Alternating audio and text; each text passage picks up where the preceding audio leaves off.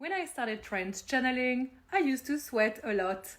You might wonder why, and I also wonder why. And it's through experiences and over time that I started understanding the true dynamics of trance channeling. Because my frequencies were not fully aligned to the Arcturian frequency that I was trance channeling.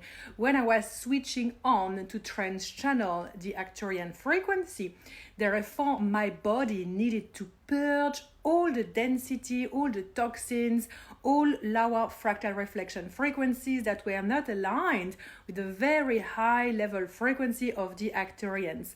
So over time, I have become accustomed to it, but I have detoxed a lot.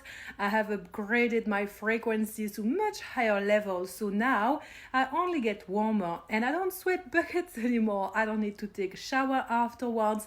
And I'm still quite spaced out, so I need to ground. I'm often very hungry. I need to eat a lot of food, but I can pretty much go on with my day just doing human normal things.